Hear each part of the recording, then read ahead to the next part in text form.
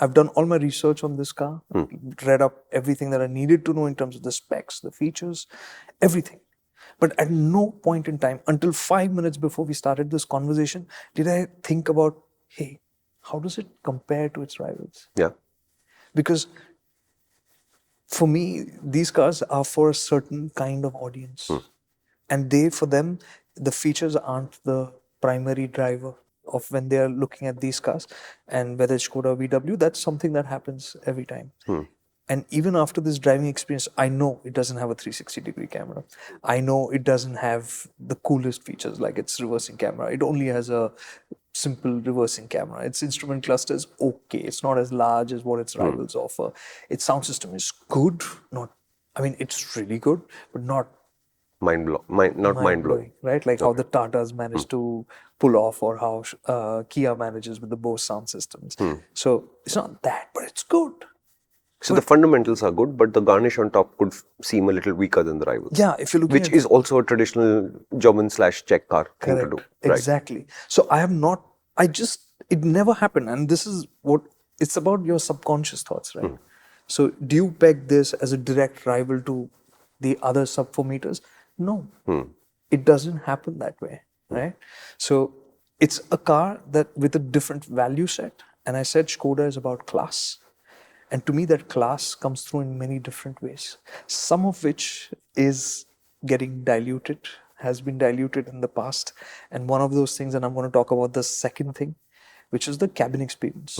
Like the Slavia, I hated that plastic fin on the dashboard, which used to just creak. And some of the plastics just didn't fit well. You look at any Slavia, the center console, the aircon vent, under that, the plastic trim never aligns just right.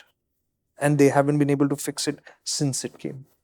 And those kind of things that's not classy, first off. Right? So they've done a new design for the dashboard. So you don't have that issue at all. You don't have that creaky fin. And that fin apparently has gone away from the Slavia altogether. They've done away with it.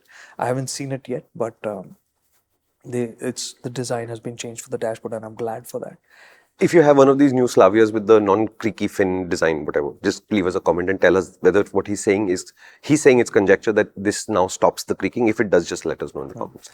And some of the plastics didn't look on the Slavia. They fixed that also. So the sense of quality in the cabin has gone up. Okay. Because you see that the fit is better. Because you see materials which look more expensive.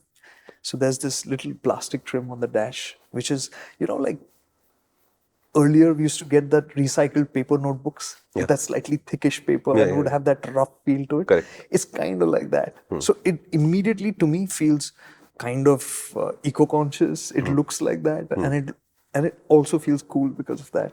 They've used a dull gray theme on the inside, which is there on the door pads as well. And the door pads have this kind of like a floating armrest plus switchgear controls thingy. So nice. They've put in some effort to give it a slightly younger vibe, and still in a very restrained fashion. And if you look at the dashboard, if you look at the cabin, the touchscreen, the driver's instrument cluster, the steering wheel, all of those are familiar. Those are carried over.